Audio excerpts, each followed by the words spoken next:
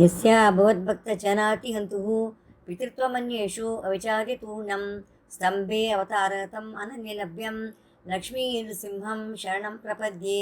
श्रीमते श्रीलक्ष्मीनृसिंह दिव्यपादुकासेवक श्रीवंशटकोपश्रीनारायणयतीन्द्रमहादेशिकाय नमः। श्रीमते श्रीवंशटकोपश्रीरङ्गनाथयतीन्द्रमहादेशिकाय நமः. அனைவருக்கும் பிரணாமங்கள். ஸ்ரீமன் நாதமுனிகள் திருநட்சத்திரத்தை ஒட்டி இன்னிசை தந்தவள்ளல் என்ற தலைப்பில் ஆச்சாரியன் பிராட்டி பெருமாள் அனுகிரகத்தால் அனுபவிக்கலாம். விசிஷ்டாத்வைத சித்தாந்தம்ங்கிறது பகவானால் பிரவர்த்திக்கப்பட்டதாகும்.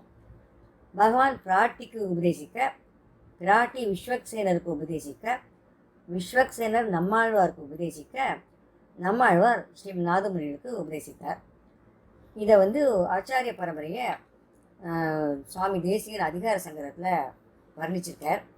என்னுயிர் தந்தளித்தவரை சரணம் புக்கு யான் அடைவே அவர் குருக்கள் நிறைவணங்கி பின்னருளால் பெரும்புதூர் வந்தவள்ளல் பெரிய நம்பி ஆளவந்தார் மணக்கால் நம்பி நன்னெறியை அவர் குறைத்த ஒய்யக்கொண்டார் நாதமுனி ஷடகோபன் சேனைநாதன் இன்னமுத திருமகள் என்று இவரை முன்னிட்டு எம்பெருமான் திருவடிகள் அடைகின்றேனே அப்படின்னு அதை அழிச்சு வைத்தார். இப்போ நாதமுனிகளுடைய அவதாரத்தை பற்றி ஒரு ஸ்லோகம். ஜேஷ்டே அனுராதா சம்பூதம் வீரநாராயணபுரே கஜவக்திராம்சம் ஆச்சாரியம் ஆத்தியம் நாதமுனிம் பஜே அப்படின்னு.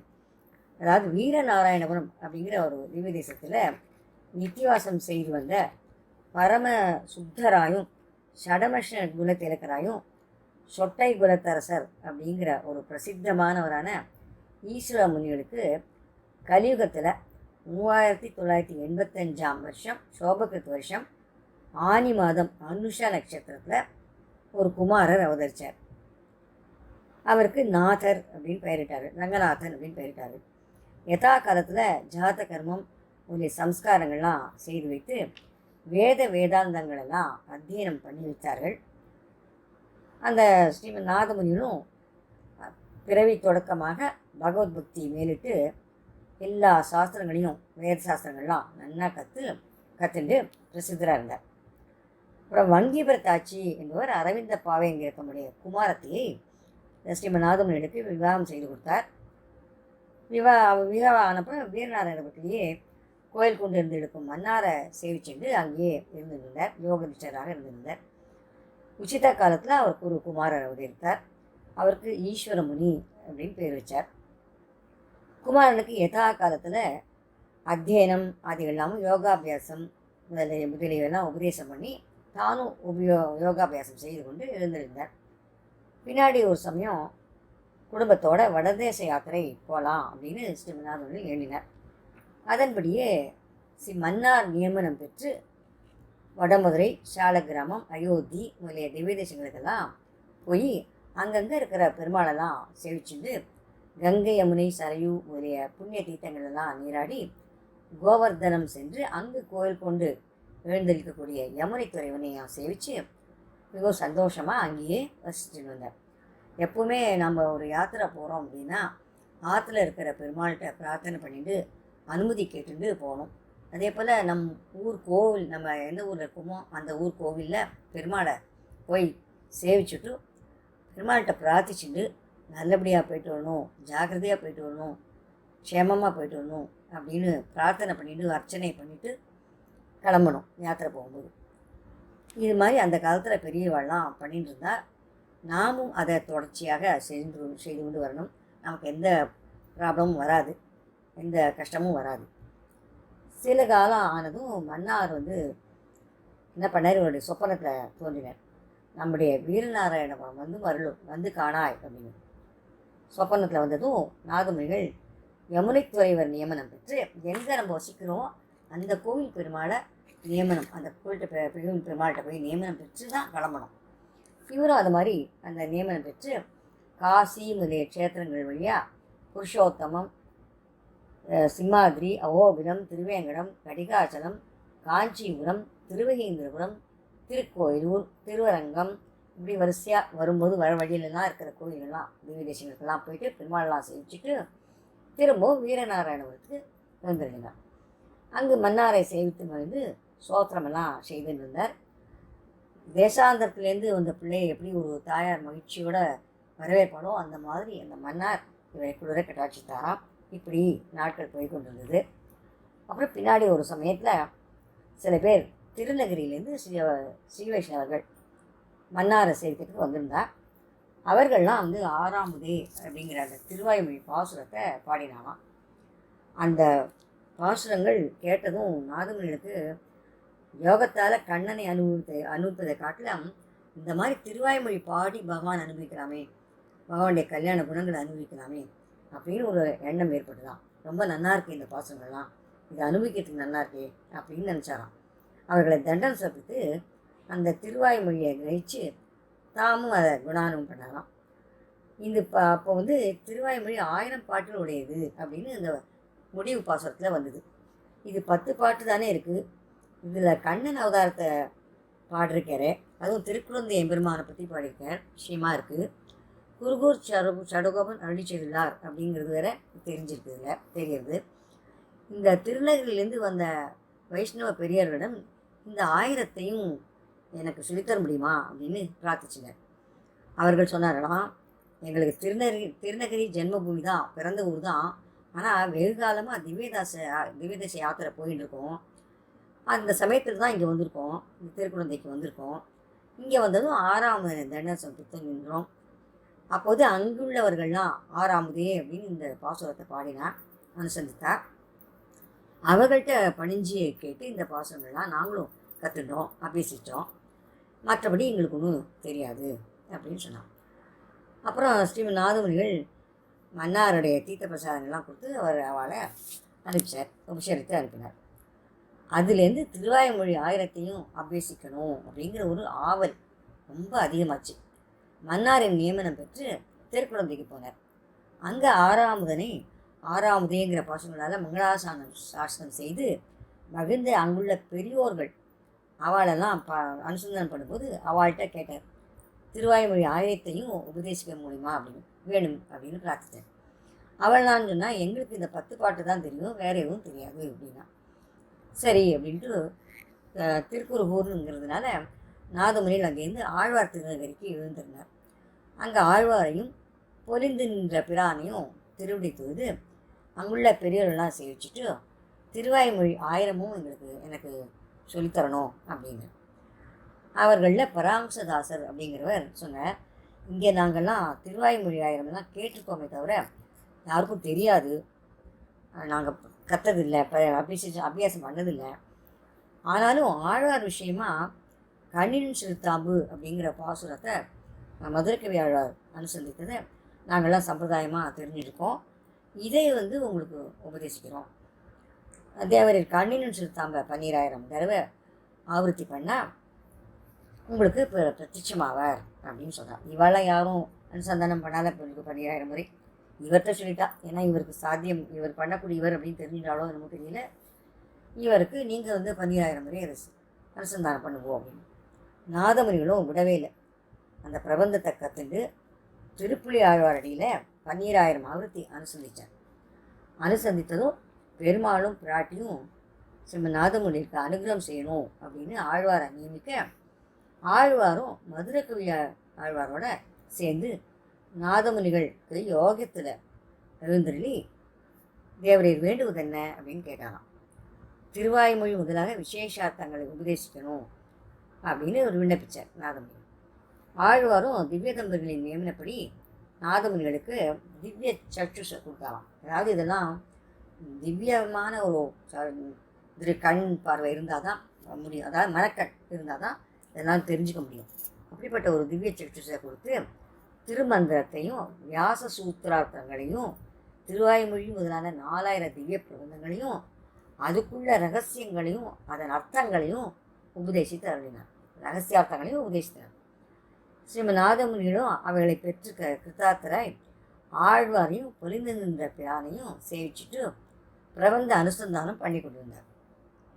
இவர் 1000 கேட்க போக இவருக்கு 4000 கிடைச்சிது. அதான் ஒன்று கேட்டால் 4 கிடைக்கும் அப்படின்னு சொல்கிறது இதுலேருந்து தான் வந்து இந்த பழமொழி வந்தது. அப்புறம் அங்கே இருக்கிற பெரியோர்கள்லாம் நாதமுனிகள் பார்த்துட்டு ரொம்ப ஆச்சரியப்பட்டாலாம். அவரை சேவிச்சுட்டு அவருக்கு ஆழ்வாரிடம் உள்ள பக்தியையும் பெருமாட்டம் உள்ள பக்தியையும் பார்த்துட்டு ரொம்ப ஆச்சரியப்பட்டானாம்.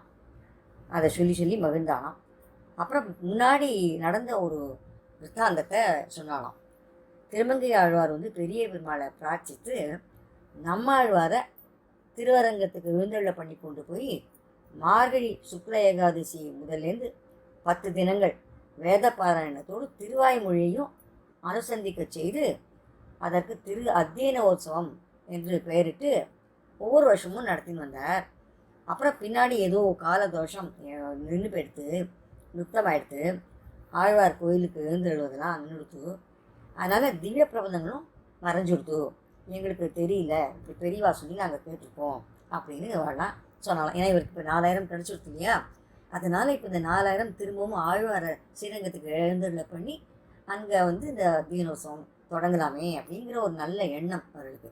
எப்போவும் நல்லது செஞ்சால் மேலும் மேலும் நல்லது செய்யறதுக்கு அவளுக்கு பாக்கியம் கிடைக்கும். அந்த மாதிரி இவருக்கு இந்த பாக்கியம் கிடைச்சிது. இதெல்லாம் கேட்டதும் நாதமுனிகளுக்கு அடியனை கொண்டு ஒரு குறை தீர்த்தான், மற்றொன்றையும் அவனே தீர்க்க கடவன் அப்படின்னு விண்ணப்பிச்சுட்டு கோயிலுக்கு எழுந்தறினார்.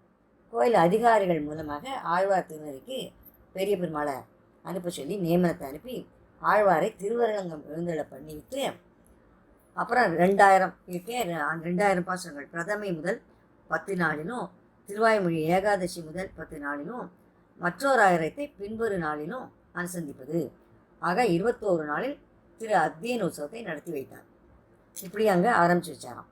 அதுலேருந்து இன்னி வரைக்கும் தொடர்ந்து நடந்துனது. பின்பு அங்கேருந்து திருக்குழந்தை எழுந்தறினார். 6ஆம் மங்களாசாசனம் பண்ணி அந்த சந்நிதியில் நம்மாழ்வாரை பிரதிஷ்டை செய்து வச்சார்.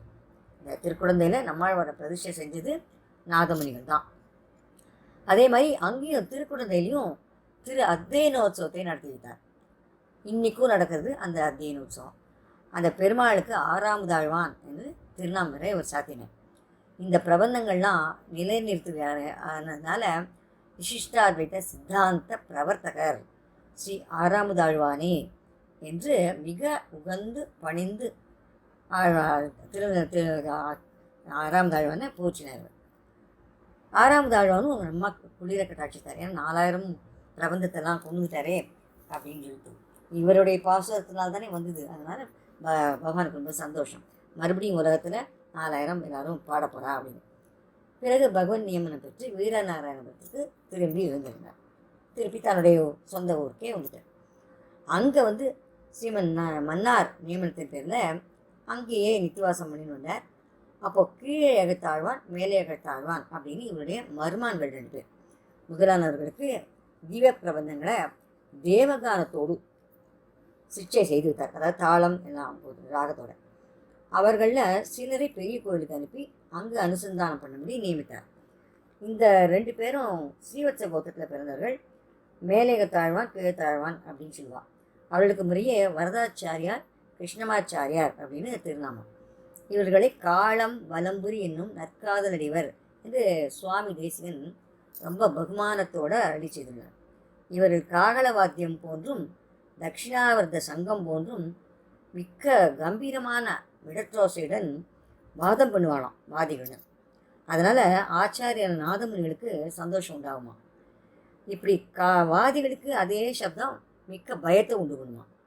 காகளம் தட்சிணாவர்த்த சங்கம் போன்ற துவனியை உடையவர்களாக இருந்ததுனால காகளம் வலம்புரி அப்படின்னு இவர்கள் கூறப்படுகிறார்கள்.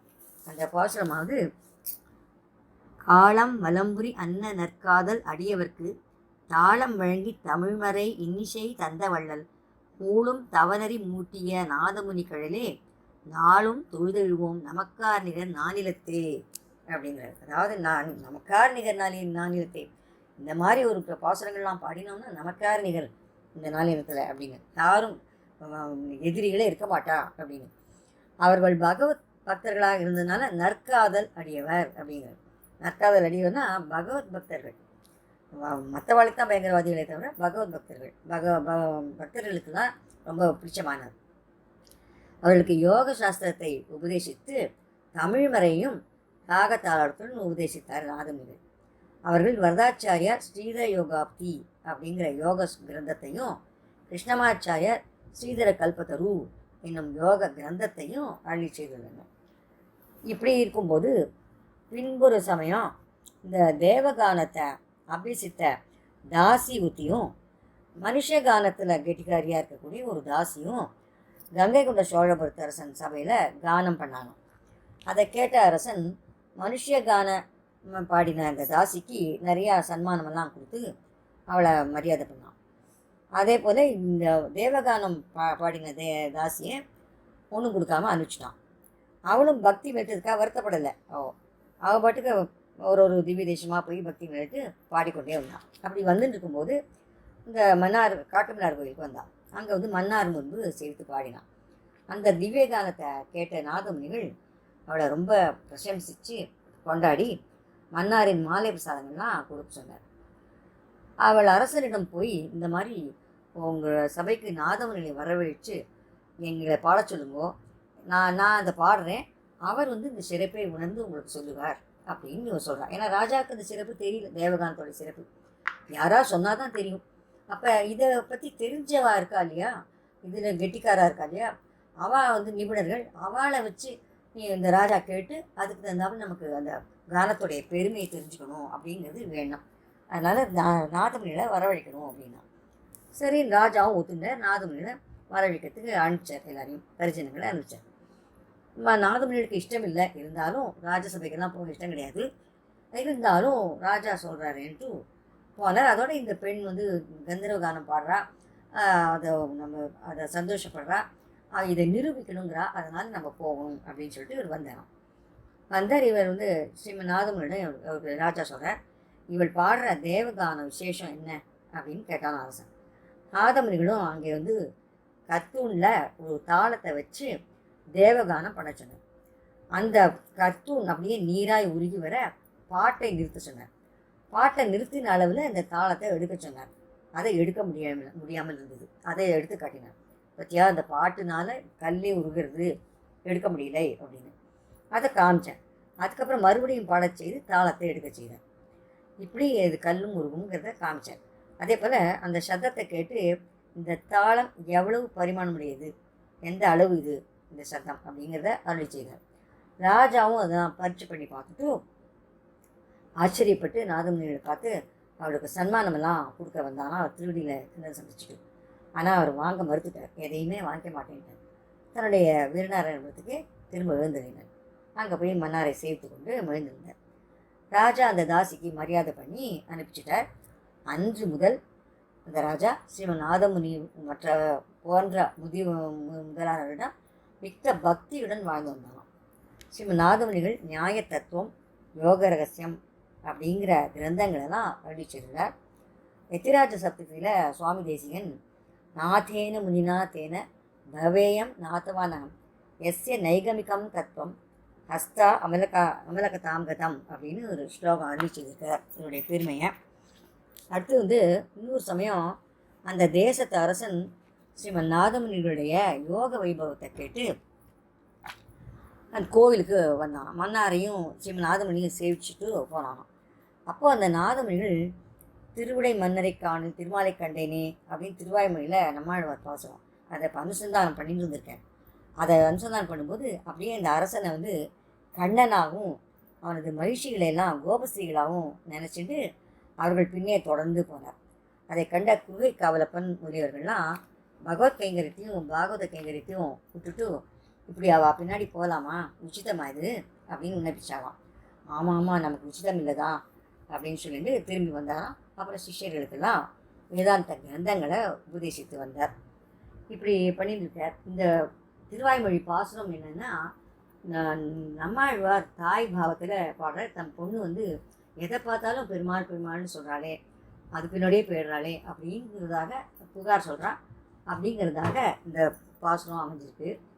திருவுடை மன்னரை காணில் திருமாலை கண்டேன் என்னும் உருடை வண்ணங்கள் காணில் உலகந்தான் என்று துள்ளும் கருடை தேவில்களெல்லாம் கடல்வண்ணன் கோயிலே என்னும் வெறுவிலும் வீழ்விலும் ஓவா கண்ணன் கழல்கள் விரும்புமே அப்படிங்கிற கண்ணன் கழல்கள் தான் நான் விரும்புகிறேன் அப்படின்னு சொல்லிட்டு ஒவ்வொரு இது பின்னாடியும் போயிருந்துருக்காவோ அப்படின்னு சொல்லி வருத்தப்படுறாளாம் தாயார் பாவத்தில். இப்படி நம்மாழ்வாருடைய பாசுரத்தை அனுசந்தானம் பண்ணிட்டு இருக்கும்போது தான் இந்த ராஜா இப்படி கோவிலுக்கு வந்ததும் பெருமாளே வந்துட்டார், கண்ணனே வந்துட்டான் அப்படின்னு இவர் நினச்சாராம். அதோடு இல்லை, இந்த நாதமுனிகள் 4 இது தனியன்கள் அமைச்சிருக்கார். திருப்பல்லாண்டு அருளிய பெரியாழ்வாரை போற்றும் விதமாக குருமுக மனதீத்திய அப்படிங்கிற ஒரு திருப்பல்லாண்டுக்கு ஒரு சமஸ்கிருத ஸ்லோகமும், கண்ணினும் சிறுத்தாம்பு பாடிய மதுர கவிகளை துதிக்கும் விதமாக ஒரு அவிதித்த விஷயாந்தர ஷட்டாரேகே என்று தொடங்கும் ஒரு சமஸ்கிருத ஸ்லோகமும், அதே மதுர கவிகள் விஷயமா இன்னொரு தனியன் தமிழில் நான் அறியேன், வேறொன்றும் நான் அறியேன், வேதம் தமிழ் செய்தன்ற அந்த தனியனும் திருவாய்மொழி அருள் செய்த நம்மாழ்வாரை போற்றும் விதமாக பக்தாமிருதம் என்று தொடங்கும் ஸ்லோகமும் இவர் அருள் செய்தது. அவர் காட்டிய வழியை பின்பற்றி தான் பின்னாடி வந்த ஆச்சாரியர்கள்லாம் 4000 திவ்ய பிரபந்தத்தில் ஒவ்வொரு பிரபந்தத்துக்கும் அதை அருள் செய்த ஆழ்வாரை துதிக்கும் விதமாக அந்த பிரபந்தத்தின் சாரத்தை சுருங்க சொல்லி விதமாக அந்த பிரபந்தத்தில் போற்றப்பட்ட எம்பெருமானை வர்ணிக்கும் விதமாக தனியன் ஸ்லோகங்களும் பாசுரங்களும் அருளினார்கள். இதற்கு வித்திட்டவர் நாதமுனிகள் தான். ஏன்னா சுவாமி நாதமுனிகள் தான் முதலில் 4 தனியங்களை அருளி செய்தார். சம்ஸ்கிருத தனியன், தமிழ் தனியன் ரெண்டுமே அருளி செய்திருக்கிறார் இவர்.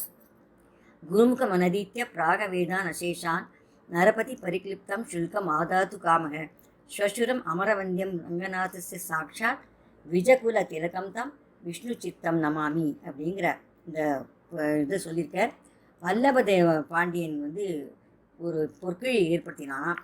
அந்த பொற்கிழியை இவர் பெறத்துக்காக ஆச்சாரியின் மூலம் தான் கற்காத வேத பாகங்களை கூட பகவத் கிருப்பையால் பாண்டியன் சபையில் சொல்லி பரதத்துவ நிர்ணயம் செய்தாராம். தேவர்களால் துழப்படுபவரும் சாட்சாத் பெரிய பெருமாளுக்கு மாமனாரும் அந்தனர் குல தலைவருமான விஷ்ணு சித்தர் என்ற பெரியாழ்வாரை வணங்குகிறேன் அப்படிங்கிறதுல. அப்புறம் அடுத்தது அவிதித்த விஷயாந்தர ஷட்டாரேகே கண்ணினும் சிறுத்தாம்புடைய சம்ஸ்கிருத தனியனது. அவிதித்த விஷயாந்தர ஷட்டாரேகே உபனிஷதாம் உபகான மாத்திர போக அபிச்ச குணவசாத் ததேக சேஷி மதுரகவிர் ஹிருதயே மாமாவீரஸ்து அப்படின்னு. நம்மாழ்வாரை தவிர வேறு எந்த விஷயத்தையும் அறியாதவராய் நம்மாழ்வாரின் பாசுரங்களை பாடுவதை மட்டுமே பேரின்பமாக கருதுபவரும் நம்மாழ்வாரின் குணங்களில் ஈடுபட்டு அவருக்கே தொண்டருமானவருமான மதுரகவிகள் அடியனின் நெஞ்சில் எழுந்தருளி இருக்கட்டும் அப்படின்னு சொல்கிறார். அப்புறம் தமிழ் தனியன் வேறொன்றும் நான் அறியேன், வேதம் தமிழ் செய்த மாறன் சடுகோபன் மண்குருகூர் ஏரங்கள் வாழ்வாமென்றேத்தும் மதுர கவியார் எம்மை ஆழ்வார் அவரே அரண் அப்படிங்கிறார். அந்த பாசுரத்துக்கு நம்மாழ்வாரை தவிர வேறு எந்த விஷயத்தையும் நான் அறிய மாட்டேன், வேதங்களை தமிழாக்கம் செய்து தந்தவரும் மாறன் சடுகோபன் உள்ளிட்ட திருநாமங்களை கொண்டவரும் அழகான திருக்குருகூர் நகருக்கு தலைவருமான நம்மாழ்வாரே நமக்கு உயர்ந்த வாழ்வளிப்பவர் என்று அவரை போற்றும் வகையில் நாம் மதுரகவி ஆழ்வார் இருக்கார். சரணாகதர்களால் நமக்கு மதுரகவி ஆழ்வாரே காவலாகவும் இருக்கிறார் அப்படின்னு சொல்கிறாருங்க. அதே மாதிரி இந்த பக்தாமிருதம் விஸ்வ ஜனானுமோதனம் அப்படிங்கிற அந்த ஸ்லோகத்தில் சொல்கிறார். பக்தாமிருதம் விஸ்வ ஜனானுமோதனம் சர்வார்த்தம் ஸ்ரீ ஷடகோப வாங்மயம் சகசிர சாகோப நிஷத் சமாகமம் நமாமியகம் திராவிட வேதசாகரம் அப்படின்னு. இந்த தனியனில் திருவாய்மொழியை கடலோடு அற்புதமாக ஒப்பிட்டு காட்டியுள்ளார் ஸ்ரீ நாதமுனிகள்.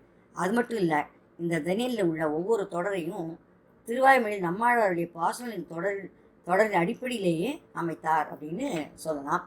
இதே தனியன் மற்றொரு கோணத்தில் நோக்கினா அது அருளிச் செயலை மீட்டு தந்த திருக்குழந்தை 6வது ஆழ்வான் வைபவத்தை சொல்வதாகவும் ரசிக்கலாம் அப்படிங்கிற.